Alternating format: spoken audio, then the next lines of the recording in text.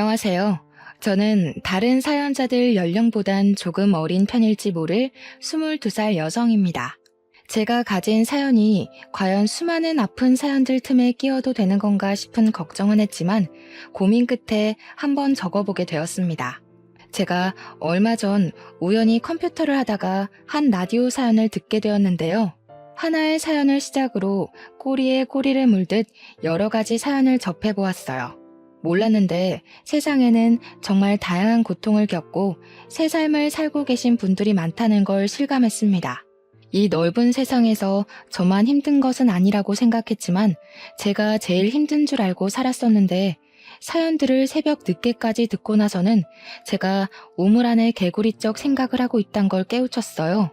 라디오 사연들에는 주로 결혼 생활이나 가족 갈등 등이 많던데 저는 그런 류의 이야기가 아니라서 사연을 올려봐야겠다는 생각조차 해본 적이 없었습니다. 그런데 한날 저와 비슷한 경험을 하신 분의 사연을 들었고 그 계기로 지금 컴퓨터를 켜게 되었죠.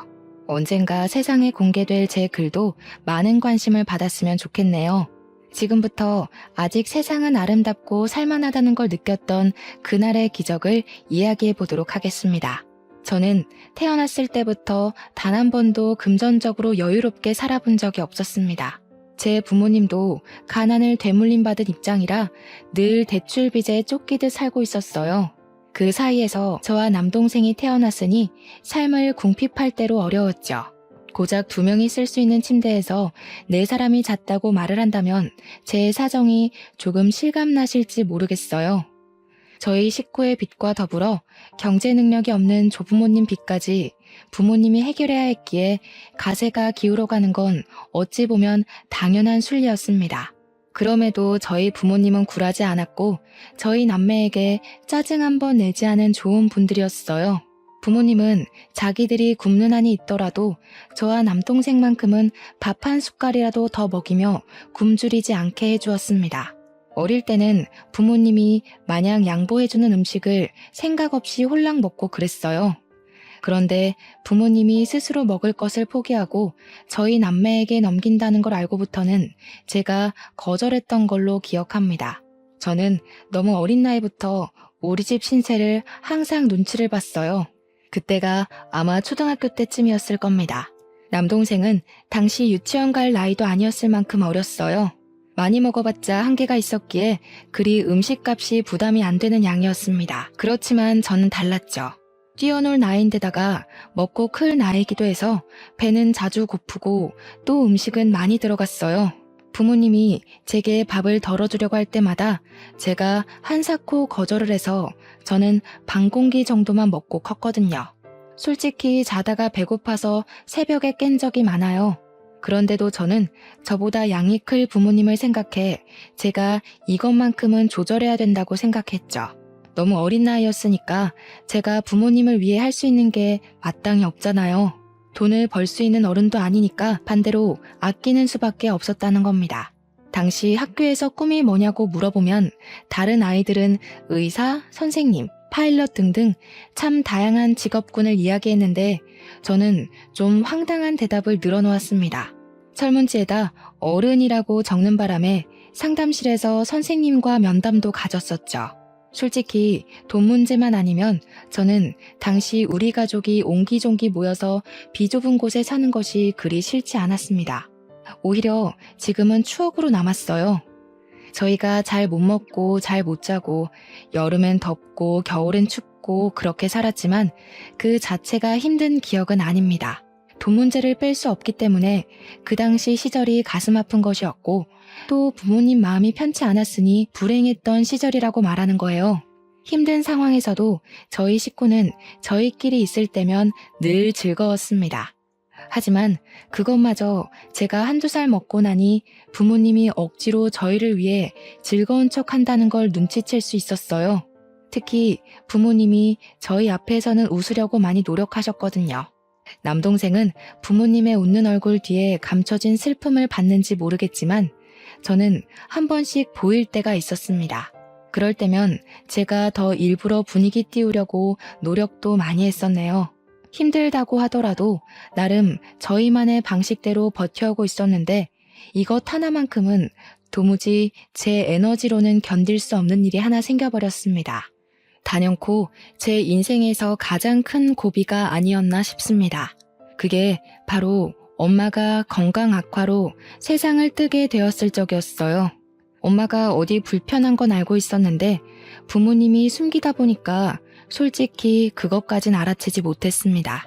엄마가 암인 걸 몰랐어요. 당시 제가 고등학교를 막 입학했을 때였는데 그때 당시 제 인식의 암이라 함은 생존율이 터무니없이 낮은 병이라고만 알고 있었어요. 암, 그 한 글자가 너무 무서운 단어였다는 겁니다. 그런데 저희 엄마가 암에 걸렸다는 거예요. 제가 알게 된 건 학교 중간에 선생님이 불러서 집에 가보라는 덕에 알게 되었습니다. 병원에선 엄마더러 항암이 소용없는 상태라고 했어요. 부모님은 이미 예감했다는 듯 별 반응이 없었고 저만 그 엄마 아빠를 붙잡고 뭐든 다 해봐야 되는 거 아니냐고 소리쳤습니다. 하지만 소용없다는 의사의 말이 맞다는 걸 증명이라도 하듯 엄마의 증세는 굉장히 빠르게 진행되었어요. 하루하루 컨디션이 하락하다가 병원에 입원한 지 일주일 만에 세상을 떴습니다. 저희는 아무것도 해보지 못하고 그렇게 죽어가는 엄마를 지켜보기만 하다가 보내줘야 했어요. 마지막 인사를 나누기엔 정말 짧은 시간이었습니다. 엄마와 함께 온 세월이 무려 18년이었는데 헤어지는 건 일주일도 안 되었어요. 받아들이기 어려웠습니다. 엄마 발인식에서 제가 엄마를 잡고 놓아주지 않는 덕에 시간이 좀 지체되었던 걸로 기억합니다. 엄마의 죽음으로 인해 무너진 사람은 저뿐만이 아니었습니다. 항상 굳건하던 아빠가 그날로 완전히 무너져 버렸어요. 엄마 장례식이 끝난 뒤 혼자 방구석에서 엄마 영정사진을 들고 눈물 흘리던 아빠를 보았습니다. 제게는 항상 높기만 했던 아빠의 존재가 그날따라 한없이 작고 여려 보였어요. 슈퍼맨 같기만 하던 아빠도 저와 똑같은 사람이라는 게 느껴지자 우리 부모님은 굳세였던 것이 아니라 이악 물고 참았고 버텼던 것이구나 라는 걸 깨달았습니다. 저는 한 단계 더 철이 들어버렸고 가족에게 배려하는 걸 넘어서 가족의 위치를 나누지 않는 사람이 되었어요. 부모님도 저와 같이 힘들 때 쉬고 싶고 슬플 때 울고 싶고 배고플 때 먹고 싶은 존재라는 걸 잊지 않고 기억했습니다. 저희 가정에선 두 기둥 중 하나의 기둥이 무너졌지만 세상은 저희가 마음을 추스를 때까지 기다려주지 않더라고요. 너무 힘들어도 아직 저희 남매에겐 남은 교육의 의무가 있잖아요. 학교를 가야만 했습니다. 저보다 더 어린 나이에 엄마를 잃은 남동생도 걱정이지만 문제는 아빠였어요. 아빠가 엄마를 잃은 후로는 삶의 희망을 놓다시피 하여 술로 세월을 보냈습니다. 엄마가 돌아가신 지 1년이 넘었을 때도 아빠는 엄마를 잊지 못해 영정사진 앞에서 술을 마셨어요. 그렇다고 아빠가 일도 안 하고 저희를 내버려 둔 건 아니었습니다. 일용직이나 1급을 받을 수 있는 막노동을 하면서 퇴근길에 술을 사와 매일 밤 취해서 잠이 들었어요. 아빠 건강이 걱정돼서 한날은 술 그만 마시면 안 되겠냐고 조심스레 물어보았습니다. 아빠, 이러면 우리 불안해. 우리더러 아빠까지 없으면 어떻게 살라고. 아빠 힘든 거 알지만 우리 생각해서 술 조금만 줄이면 안 될까? 미안해 딸. 우리 장녀 아빠가 좀 못났지? 엄마가 너무 보고 싶어서 술 없이 멀쩡한 정신으로 버티기가 힘드네. 아빠가 빨리 정신 차려야 되는데 미안해. 아빠 말로는 우리를 위해서라도 정신을 바로잡아야 하는데 마냥 두 다리 뻗고 자는 건 아직 안 되겠대요. 그나마 술을 마시면 기절하듯 쓰러질 수 있어서 먹는 거라고 했습니다. 그날 이후로 저는 더 이상 아빠에게 금주하라고 말 못했어요. 아빠의 고통이 제가 가는 못할 정도라는 게 느껴져서 못 말리겠더라고요. 그렇게 아빠는 종종 술이 취하면 한참 신세를 한탄하다가 잠이 들곤 했습니다. 저는 아빠에게 술 그만 먹으라는 대신 술동무가 되어주었어요. 같이 마셨다는 게 아니라 사이다를 가져와 아빠랑 이런저런 얘기를 하면서 회포 풀듯 놀았습니다. 아빠를 위로해주고 싶었어요. 저도 엄마가 너무 보고 싶은데 아빠는 저희 중에 엄마랑 가장 오래 함께한 사람이잖아요. 그래서 아빠가 하는 한탄을 들어주며 최대한 아빠 말에 동감하다가 엄마랑 연애 때 추억도 들려주라고 조르고 그랬어요. 저는 그저 아빠를 위로하고자 매일 학교 시간마다 사이다를 사들고 갔던 건데 놀랍게도 아빠가 위로를 제대로 받았나 봐요. 저희에게 술을 끊겠다고 선언을 하더라고요. 저희 남매 앞에선 다시 굳건했던 아빠의 모습으로 약속을 하더니 나중에 제게 따로 찾아와서는 손을 잡아주었습니다. 엄마가 딸 하나 잘 키워놨네. 철부지 아빠 신경 쓴다고 고생 많았다 우리 딸. 아빠가 우리 장녀한테 위로 많이 받았어. 어디서 이런 귀한 자식을 내 딸로 주셨을까? 고맙다. 아빠 이제 정신 똑바로 차리고 너희들만 보고 살게. 신기하게도 아빠가 다시 제 눈에 슈퍼맨으로 보이기 시작하자 저는 그동안 참아왔던 눈물이 터졌습니다. 의지할 사람이 생기니 자동적으로 마음을 놓게 되었던 것 같아요. 나름 장녀라고 듬직한 척했으나 사실 저도 한낱 고등학생이자 미성년자였단 말이죠. 아빠까지 잘못되면 저랑 동생이 홀로 남는데 얼마나 무섭고 불안했다고요. 아직은 제가 부모 보호 아래 있어야 할 존재라는 것이 이렇게 아빠 품에서 울면서 증명이 된 셈이었네요. 저희 식구는 예전 엄마가 있을 때처럼 없지만 밝았던 분위기로 다시 되돌아가고 있었습니다.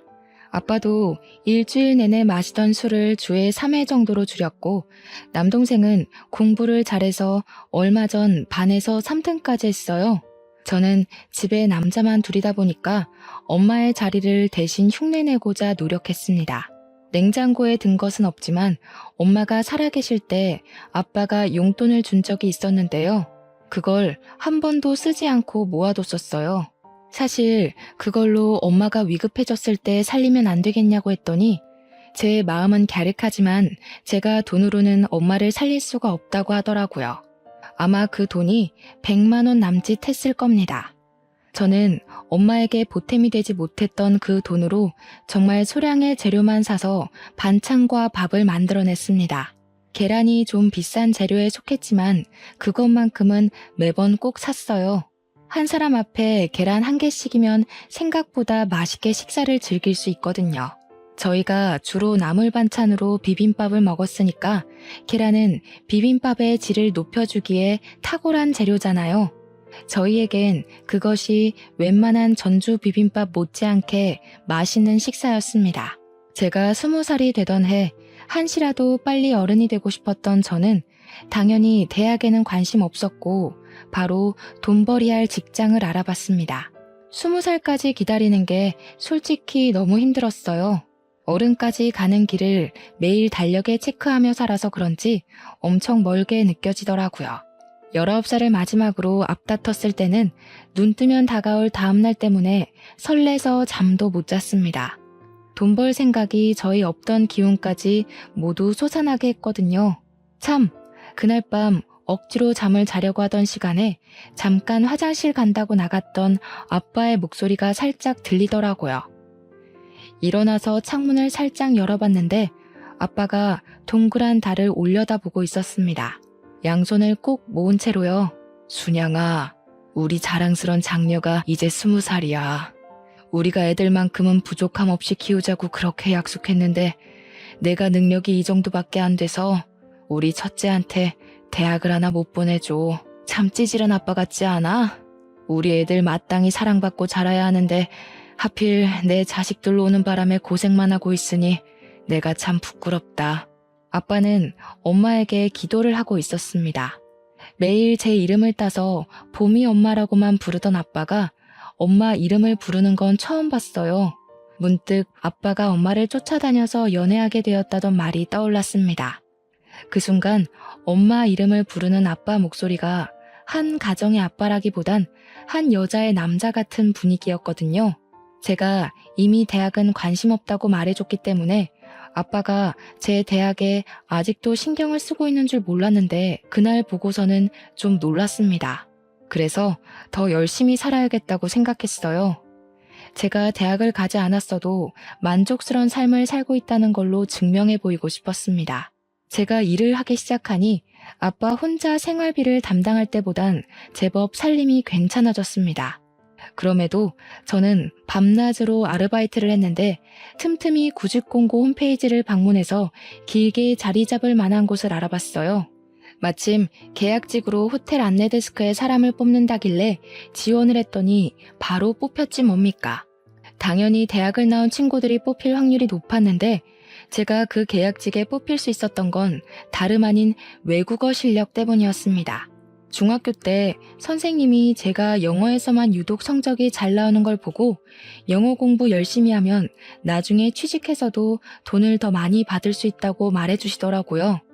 선생님의 말에 저는 영어만, 그것도 회화만 주구장창 공부했습니다.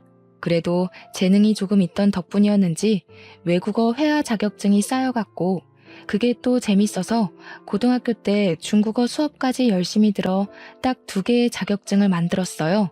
다른 학생들에 비해 스펙이 보잘것없었지만 면접에서 증명된 제 회화 실력은 고졸이었던 저를 취업에 덜컥 합격시켜줬습니다. 호텔 데스크다 보니까 꼭 주말에만 쉬는 것이 아니었어요. 주말이야말로 호텔은 피크이기 때문에 저는 평일에 교대 근무자와 번갈아 가며 쉬어야 했습니다. 그래도 쉬는 날이 무려 일주일에 2번이었어요. 누구에겐 당연한 조건이겠지만 아무도 없는 제겐 그 정도의 복지면 충분하다고 봤습니다. 그렇게 일을 하고 한 달째의 월급을 받았을 때 저는 너무 삭막하게만 살았던 우리 식구를 위해서 당일 여행을 계획했어요. 아빠는 여전히 일용직을 돌아다니고 있었기에 언제든지 쉴 수 있었고 마침 남동생도 방학이라서 시간 맞추기는 쉬웠죠.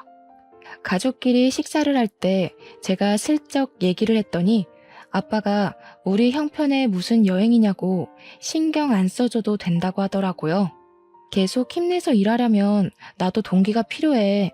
나한텐 그 동기가 우리 가족이야. 가족이 즐거운 걸 보면 일할 힘이 난단 말이야. 한 번도 놀러 가본 적 없잖아. 엄마 있을 때 못 가본 게 좀 아쉽지만 더 후회하기 싫어서 그래. 네가 무슨 돈이 있다고. 이제 20살 됐으면 사고 싶은 것도 많고 친구들이랑 놀고 싶기도 할 텐데 그걸 왜 우리한테 쓰려고 그래. 너 지금까지만 해도 충분히 우리 가족 위해서 마음 썼어. 그러니까 괜찮아. 내 돈이니까 내가 쓰고 싶은데 쓸래. 나는 가족여행 가고 싶어. 아빠 말대로 내 돈 내가 알아서 하려는 거니까 협조해 줄 거지? 영 마음 쓰이면 이렇게 생각해. 내가 즐겁자고 가는 여행이라는 거. 제 고집을 결국 이기지 못한 아빠는 곧 자기가 아빠로서 먼저 우리들을 돌봤어야 하는데 항상 미안하다고 고개를 숙였습니다. 미안하면 여행 가는 거라고 했더니 아빠가 피식 웃더라고요. 그렇게 고집을 부려 가기로 한 여행 당일, 저와 남동생은 난생 처음으로 들뜨는 기분을 느꼈습니다. 특히 남동생이 가장 많이 신이 났는데요. 제가 자전거 호수공원을 목적지로 정해서 그런 거일 겁니다. 누나, 가면 자전거도 탈 수 있는 거 맞지? 혹시 보호대도 같이 빌려주려나? 없으면 나 친구 집에 자전거 있는데 친구가 보호대 안 쓴대. 그거 가져올까? 보호대도 안전모도 다 있대. 자전거 공원이라서 입장권만 내면 자전거 종류별로 원 없이 탈 수 있어. 거기 호수 끼고 한 바퀴 돌면 공룡 솜사탕도 판대. 남동생은 제 말에 신이 나서 빨리 가자고 새벽 대바람부터 재촉을 했습니다. 평소에는 가장 늦게 일어나는 녀석이 그날따라 제일 먼저 일어나서 저와 아빠를 깨웠어요. 원래는 저희 집에 자전거가 없어서 남동생이 자전거를 볼 일이 없었거든요. 그런데 친구들 자전거로 연습을 했는지 어느 순간부터 자전거 타령을 하더라고요. 그걸 기억하고 있어서 저는 놀러갈 장소로 자전거 공원을 찾았던 겁니다. 저희는 그렇게 택시를 타고서 호수 입구까지 갔어요. 그곳에서 1.6km 정도는 더 가야 호수가 있는데 여기서부턴 도로가 없고 자전거를 타고 가야 된다고 해서 내렸습니다. 남동생은 여전히 들떠서 가장 빠릿빠릿 움직였어요. 저 빼고 아빠랑 남동생은 자전거를 탈 수 있었기 때문에 저는 아빠 뒤에 올라탔습니다. 그리고 저희 셋은 그대로 호수가 있다는 곳으로 달렸죠. 평일이라서 사람이 그렇게 많지 않아 더 좋았습니다. 그렇게 도착한 호수공원. 그곳에서 저는 평생 잊지 못할 경험을 하게 되었어요. 지금 생각해도 간 떨어지는 일이었네요. 만약 그날 제가 그곳 가지 않았다면 누군가는 가족을 잃은 아픔 때문에 무너지고 말았겠죠. 저희가 엄마를 잃고 한동안 정신을 차리지 못했던 것처럼요. 저는 호수 구경을 위해서 사진 찍고 놀았고 아빠랑 남동생은 자전거로 달리기 시합을 하면서 놀고 있던 때였습니다. 호수를 보고 있는 관광객 중엔 저랑 어떤 노란색 외투를 걸치고 있는 할머니밖에 없었어요. 좀 전까지도 몇몇 사람들 있었는데 그새 다른 곳으로 가버렸나 보더라고요. 그때까지만 해도 호수공원은 산새 지저귀는 소리가 울리며 평화로운 분위기를 내었습니다. 그러다 제가 찍었던 사진을 확인한다고 잠깐 몸을 돌린 사이 뒤에서 풍덩 하는 소리가 들린 겁니다. 누가 들어도 물에 빠지는 소리여서 다시 뒤를 돌아봤는데 좀 전까지만 해도 분명 있었던 할머니가 사라져버린 게 아니겠습니까? 그리고 할머니가 있던 곳엔 호숫물이 일렁이고 있었습니다. 놀란 저는 들고 있던 휴대폰을 내팽겨치고 그쪽으로 달려갔어요. 허우적거리고 있는 할머니에게 손을 뻗어 잡아당겼습니다. 제가 가까이 있었고 빨리 발견했기 때문에 할머니를 붙잡을 수 있었어요. 조금만 늦었다면 할머니가 손에서 멀어졌거나 가라앉고 말았을 겁니다. 그 몇 초의 간격 때문에 생사가 오갈 뻔했다는 사실은 여전히 제 심장을 빨리 뛰게 합니다. 할머니는 제가 건져 올리느라 씨름하는 사이 정신을 잃으셨어요. 사람이 물에 젖으면 그렇게나 무거워지는지 몰랐습니다. 상상 외로 무게가 엄청나더라고요. 아마 젖은 데다가 기절까지 했기 때문에 그 하중이 말도 못하게 강했습니다. 그래서 저 혼자 할머니를 건진다는 건 정말 힘든 일이었다는 거죠. 아빠랑 남동생은 그새 멀리 갔는지 보이지도 않았습니다. 저는 정말 이악 물고 할머니를 끌어올렸어요. 노력했지만 좀 오래 걸렸습니다. 할머니, 정신 차려보세요. 어떡해. 저기요, 여기 사람이 다쳤어요. 할머니, 일어나 보세요. 제발 정신 차리세요. 할머니는 그새 물을 많이 먹었는지 깨어날 기미가 안 보였습니다. 제가 너무 오래 시간을 끄는 바람에 저 때문에 잘못된 것 같아 무섭기까지 했어요. 그렇다고 가만히 있지 않았습니다. 학교 보건 시간에 배웠던 CPR을 실시하면서 인공호흡으로 할머니가 깰 때까지 반복했어요. 끝내 눈을 뜬 할머니는 물을 토하면서 금세 바들바들 떨기 시작했습니다.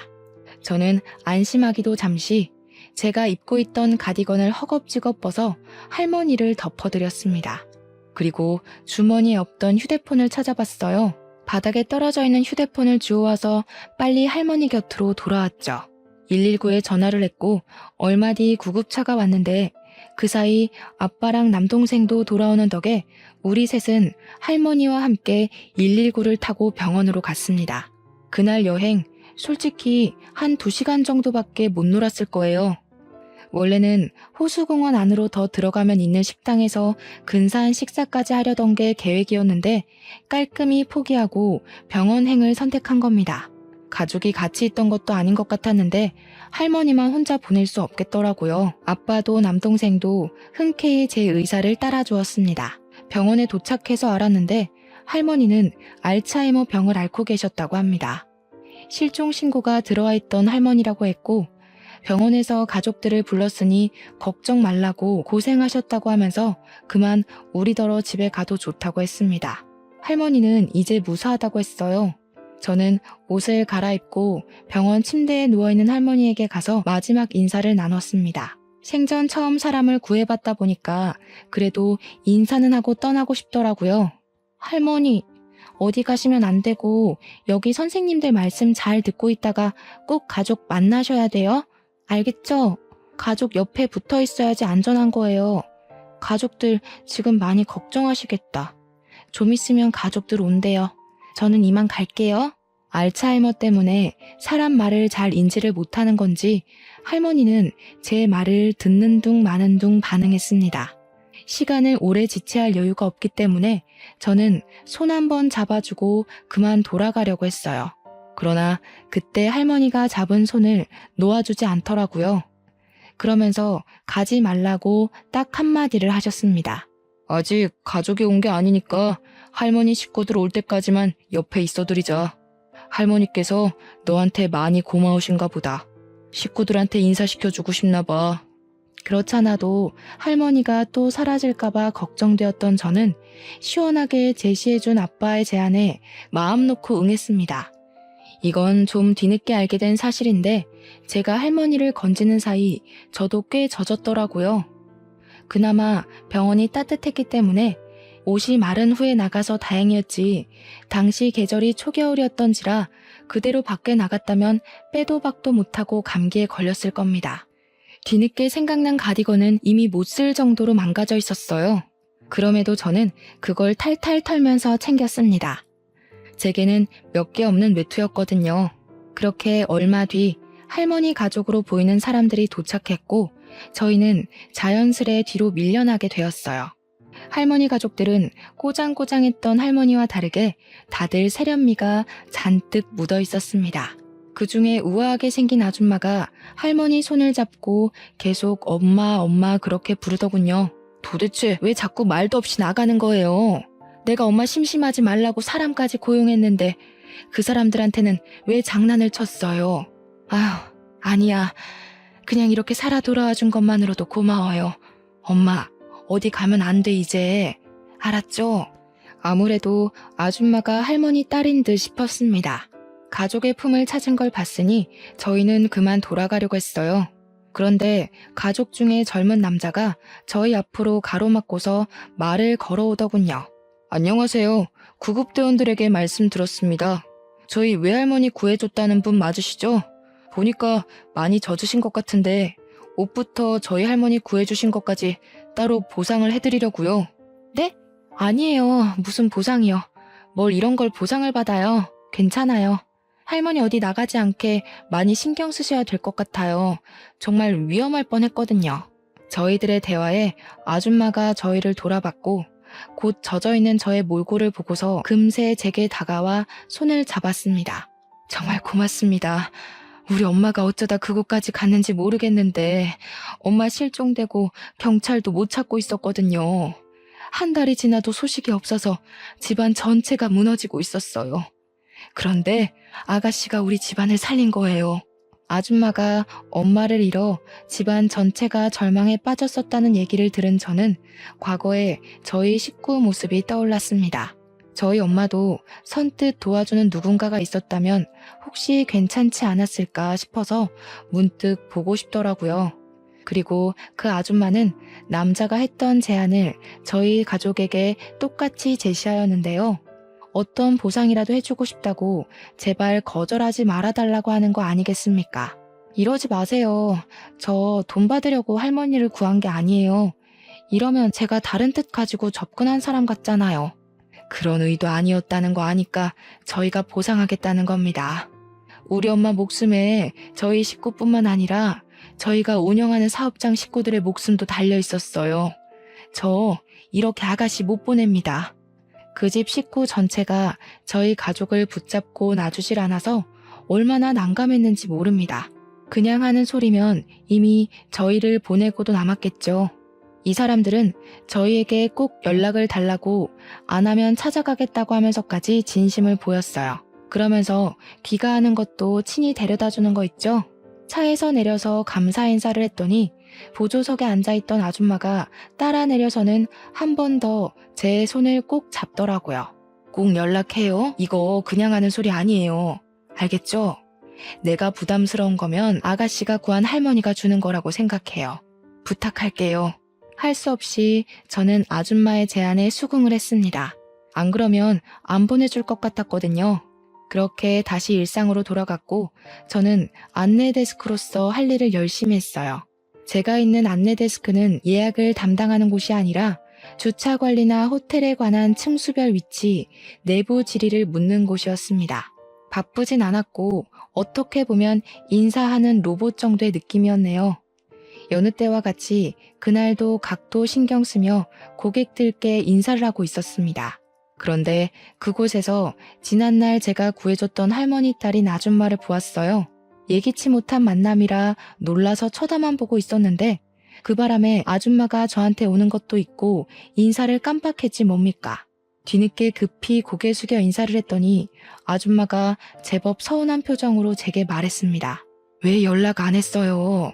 제가 아가씨 연락만 하루 종일 기다렸는데. 뒷조사한 건 미안하지만 저한텐 아가씨가 그만큼 중요한 사람이라고요. 부담스럽다는 거 알아요. 하지만 지금은 저희 엄마가 아가씨를 찾아서 이렇게 결례를 무릅쓰고 뒷조사를 해버렸어요. 웬 중년 남자를 달고 찾아온 아줌마는 제게 장황한 설명을 늘어놓으면서 서운함을 비췄습니다. 할머니가 저를 찾는다는 건 솔직히 좀 놀라운 소식이었어요. 저를 잠깐 봤을 텐데 알츠하이머임에도 당시의 일이 충격이었던지라 저를 기억하고 계신가 봐요. 할머니를 만나고 싶은 건 솔깃한 말씀이었지만 여전히 다른 건 부담스러워서 저는 또다시 거절 의사를 내비쳤습니다. 죄송해요. 저희 정말 괜찮아요. 할머니께서 몸 건강히 잘 계신다니 다행이에요. 직접 찾아뵙는 건 조금 어려울 것 같아요. 할머니께도 죄송하다고 전해주세요. 참 야무지고 욕심 없는 선량함이네요. 제 주위에는 욕망이 드글거리는 사람들밖에 없는데 드라마에서나 나올 법한 사람이 실제로도 있다는 게 놀라워요. 그래서 아가씨를 더 알아가고 싶어요. 아줌마한테 제가 굉장히 좋은 이미지인가 봅니다. 저희가 당시만 해도 얼굴 본 지 겨우 2번밖에 안 되는 사이였거든요. 그런데 저에 대해 얼마나 알고 계신다고 좋은 사람이라 보는지 모르겠더군요. 반감이 들었다기보다는 뭐든지 그냥 제가 보상받도록 설득하기 위한 게임 같았어요. 근무 시간이라 제 시간을 오래 뺏을 수 없던 아줌마는 퇴근 시간까지 저를 기다린다고 했습니다. 저와 같이 갈 데가 있다고 하더라고요. 어쩔 수 없이 퇴근하고 아줌마를 따르게 된 저는 아줌마 자차를 타고 목적지 모르는 곳으로 이동을 했습니다. 처음 보는 곳으로 도착하더니 내리라고 하길래 머릿속은 의문투성이었지만 일단은 내렸어요. 웬 아파트로 들어가는 아줌마에게 어디 가는 거냐고 슬쩍 물어봤으나 그저 우리 가족이 있는 곳에 가는 거라고 두루뭉술하게만 대답해 주시더군요. 그렇게 아줌마의 안내로 들어가게 된 호실 안에서 저는 아빠와 남동생을 발견했습니다. 집 내부는 셋이서 방을 나눠 쓰기에 적당했고 이전 우리 집과 비교도 안 될 만큼 크고 좋은 집이었어요. 거실에 풀어져 있는 짐과 가족들을 보니 순간 아줌마가 데려온 이곳이 뭔지 예상이 되더라고요. 내 보답이에요. 우리 엄마 목숨에 비하면 정말 보잘것없는 보상이지만 그 외에 내 도움이 필요하면 언제든지 연락해요. 무슨 일이 있어도 아가씨 일이라면 내가 도울 거예요. 역시나 이 집을 저희한테 준다는 거 아니겠습니까? 남동생은 이미 신이 나 있었고 아빠도 겸연쩍어 했으나 좋아하는 티가 상당히 났습니다. 아줌마가 이렇게까지 하는 이유는 그저 제가 자신 엄마를 구해준 것만이 아니었어요. 자기가 이혼 소송 중에 있는데 호텔 오너였던 할머니가 사라지는 바람에 남편 쪽에서 자꾸 호텔 지분에 장난질을 하려 했다는 겁니다. 할머니가 살아있는 걸 밝혀야만 해결되는 문제였다고 했어요. 저 아니었다면 집안 망했을 거라고 하던 게 다 그 이유였던 겁니다. 이 집은 팔든 말든 아가씨 거예요. 우리 엄마 목숨 살리고 집안의 목숨까지 살렸으니 이렇게 담례를 하는 건 사회생활에서 당연하다고 생각해요. 아가씨 딱 보니까 주기만 하지 받는 건 잘 못하는 사람인 것 같은데 인생 잘 살아가려면 받는 법 좀 연습해야겠어요. 아줌마는 혹시라도 제가 또 거절을 할까봐 옆에서 계속 설득을 했습니다. 물론 집을 받는다는 게 부담스럽긴 했지만 거절할 생각은 없었어요. 저 혼자였다면 몰라 남동생이랑 아빠가 고생해온 걸 생각하면 이걸 거절할 수가 없겠더라고요. 또다시 그 가난의 구렁텅이에 식구들을 데려다 놓는 건 안 될 일이잖아요. 무엇이 가족을 위하는 길인지 저는 똑똑하게 미래를 바라보기로 했습니다. 고맙습니다. 뭐라고 감사의 말씀을 드려야 할지 모르겠네요. 제가 좋은 일에서 받는 선물이라고 생각할게요. 말씀하신 것처럼 할머니가 주는 선물이요. 드디어 고집을 꺾었네요. 나야말로 받아줘서 고마워요. 참, 안내원 계약직으로 있는 것 같던데. 아가씨 이력서 보니까 외국어 실력이 좋더라고요. 내일부터 인포에 들어가 볼래요? 네? 거기는 정직원만 갈 수 있는 걸로 아는데요. 저는 아직 계약직 일한 지 1년도 안 됐어요. 배울 것도 많고 지금도 충분히 만족하고 있어요. 그런데 왜 그런 걸 아줌마가 물어보세요? 내가 거기 주인이니까요. 주인으로서 비전 있는 직원한테 정직원 달아주겠다는 거예요. 오너 눈으로 보기엔 아가씨 나이에 그 실력이면 깡패나 다름없어요. 깡패?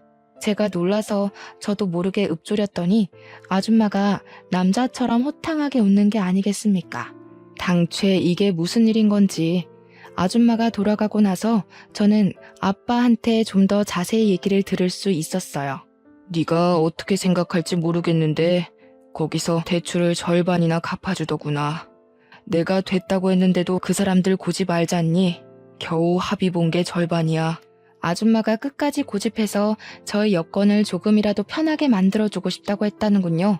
게다가 죄송해하는 아빠한테 엄마가 정말 냉철하게 조언까지 했다고 했는데요.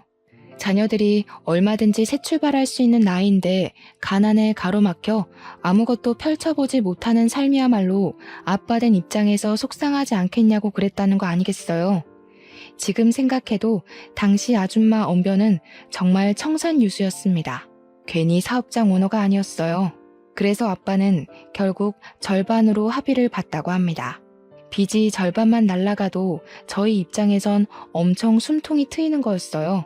게다가 제가 정직원이 되었으니 보너스며 복지 혜택이며 월급 인상까지 모조리 받을 수 있게 된 겁니다. 속물처럼 얘기해보자면 완전 돈벼락 맞은 게 아닙니까? 물에 빠진 할머니를 구조했을 뿐인데 이렇게 어마어마한 선물을 받게 될 줄은 꿈에도 몰랐어요.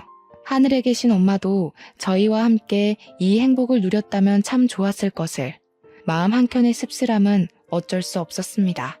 엄마를 생각해서라도 지금 얻은 것을 절대 자만하지 말고 늘 하던 것처럼 최선을 다해 살아야겠다고 생각해요. 청취자분들이 보기엔 어떠신가요? 이거 복권 1등 당첨보다 훨씬 좋은 기쁨 아닌가요?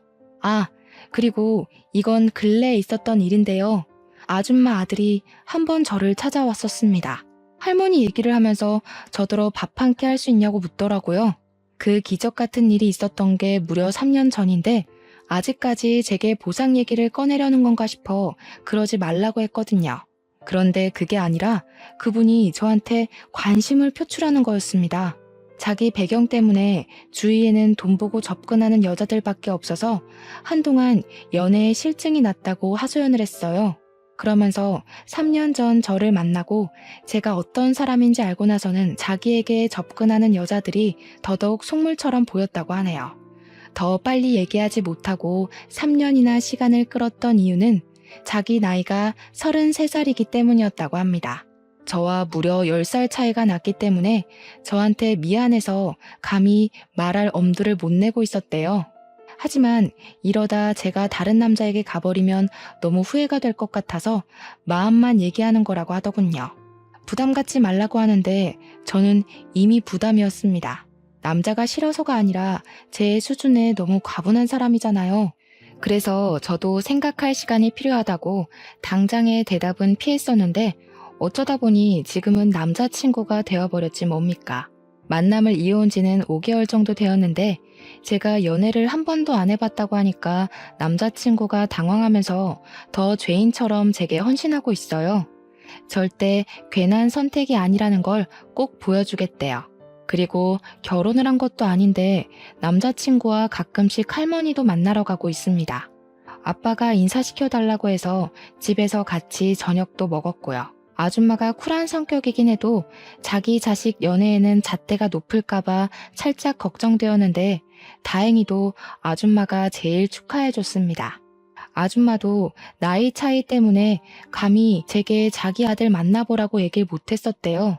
이건 또 무슨 운명이란 말입니까? 이런 것 보면 정말 사람 이름 모른다는 말이 맞나 봐요. 앞으로 살아갈 날이 살아온 날보다 훨씬 많이 남았기에 인생이 또 언제 하락세를 보일지 모르잖아요. 그래서 더 주어진 것에 허세를 갖지 않고 감사하며 살도록 주의할 겁니다. 지금 저는 무척 행복합니다. 대출 빚도 무난하게 갚아가는 중이고 넉넉해진 살림에 생각지도 못한 남자친구까지 생겼으니까요. 이 모든 것이 다 제게 과분한 복인 걸 알지만 뭐든 그냥 이루어지진 않았다고 생각해요. 가난에 굴하지 않고 열심히 살아온 대가가 조금 빨리 찾아온 게 아닌가 싶습니다.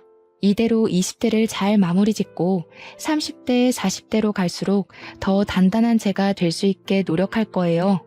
많은 사연에서 저처럼 인생 역전을 한 사연의 글도 덜어보긴 했는데 그분들 사연을 읽으면서 완전 드라마 주인공 같다는 생각을 했거든요. 저도 나름대로 그런 삶의 주인공 같아서 사연 한번 올려보고 싶었습니다. 그리고 혹시 고난의 기로에 서 계신 분이 있다면 알려드리고 싶기도 했어요. 세상에 제3 같은 기적도 있으니 어려움에 굴하지 마시라고 말입니다. 쓰다 보니 벌써 끝이 되었네요. 당시의 사건들을 단 몇 시간 만에 담아낼 수 있을까 걱정했는데 그래도 잘 추려서 마무리한 것 같아 뿌듯합니다. 인사말에도 말씀드렸다시피 아직 세상은 살만한 것 같아요. 죽을 만큼 힘들었는데 지금은 과거의 고난이 생각나지 않을 만큼 행복하니까요. 청취자분들 모두에게도 복권 1등 같은 일이 생기길 바랍니다. 들어주셔서 감사합니다.